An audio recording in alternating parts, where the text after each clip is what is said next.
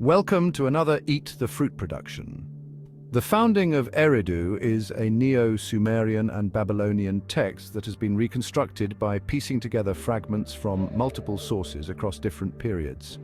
These sources range from the Neo-Sumerian to the Neo-Babylonian periods, and the accounts found in these fragmented tablets provide a rich insight into early creation myths. Scholars such as Stephen Langdon, T.G. Pinches, and L.W. King have translated these texts, revealing the ancient story of the founding of Eridu as a divine cult center. A city many believe is synonymous with the biblical Eden. This ancient text begins by describing a time before creation when no civilization, temples, or cities existed, and all the lands were covered in water. The myth introduces the creation of Eridu and the shrine of Isagila, as well as the creation of mankind, animals, and the world, as it was understood by the Sumerian and Eastern Semitic cultures. The similarities to the biblical Genesis narrative are striking as we see the formation of the heavens, of earth from water, the creation of the gods, and the eventual development of man. Let's listen to this ancient tale and uncover the mythological beginnings of civilization as the earliest ancients saw it.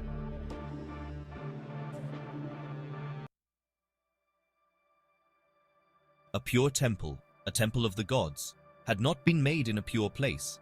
A reed had not sprouted, a tree had not been created, a brick had not been molded, a brick mold had not been created, a temple had not been made, a city had not been created, a city had not been made, a settlement had not been established, Nippur had not been made, Ekor had not been created, Uruk had not been made, Eanna had not been created, the Apsu had not been made, Eridu had not been created, a pure temple, a temple of the gods for them to dwell in, had not been made, but all the lands were sea, and the spring in the sea was a water pipe. The opening lines paint a picture of a primordial world, one where no city, temple, or settlement existed. The earth was water, similar to the description in Genesis, where the earth was formless and empty, and darkness was over the surface of the deep. This imagery sets the stage for the foundational acts of creation, as it reflects a time when divine intervention would begin shaping the world.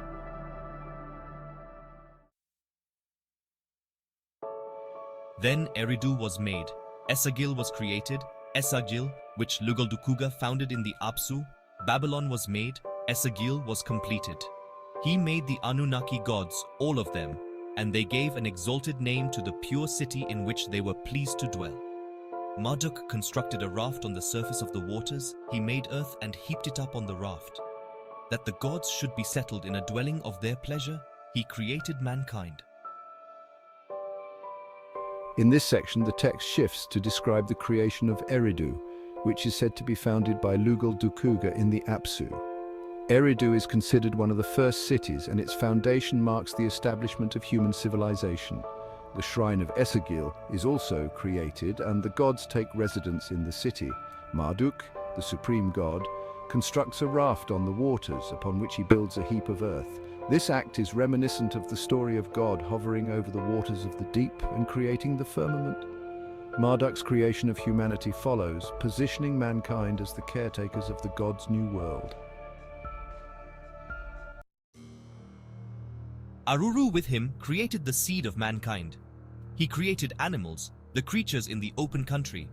He created the Tigris and Euphrates and put them in place. Benevolently, he assigned names to them. He created canes, sedges, marshes, reeds, and canebrakes. He created the vegetation of the open country, but the lands were marshes and reed beds. The cow, the calf, the bull, the ewe, the lamb, the breeding ram. There were palm groves and forests. The wild sheep and the antelope were standing at his service. Here, the myth parallels the biblical creation narrative once again. Marduk, assisted by Aruru, creates mankind, and the natural world follows. The rivers Tigris and Euphrates are placed, and the landscape is filled with reeds, trees, animals, and plants. The emphasis on naming the rivers and other elements of nature is significant, as it symbolizes the establishment of order over chaos, giving structure to the newly formed world. The presence of animals at Marduk's service also highlights the divine dominion over nature.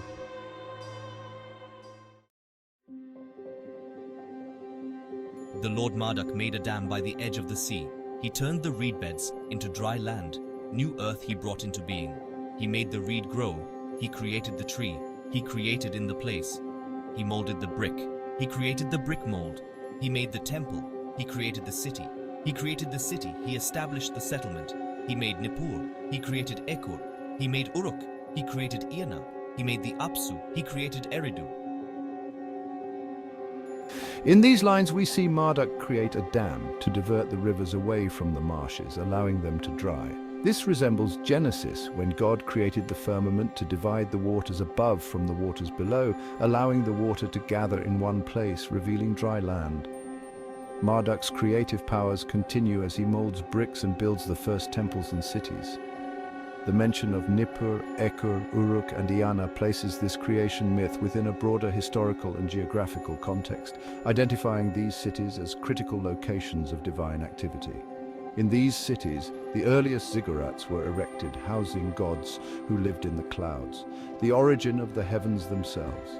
Eridu, the first city, is the culmination of Marduk's creative efforts. Its founding as a cult center is seen as both the beginning of creation and of civilization, and it is from this point that human society begins to flourish. The founding of Eridu provides us with a remarkable glimpse into how the Sumerians and Babylonians understood the origins of their world. The myth closely parallels the biblical narrative in Genesis, yet it offers unique insights into the earlier view of creation, the divine role in shaping the earth, and the establishment of civilization. Eridu, often identified with the Garden of Eden, stands as the first city and the birthplace of human culture and worship. Through this myth, we see how the ancients viewed their relationship with the gods in the natural world, and how creation was not just the making of the physical world, but the beginning of order, society, and the divine structure of life.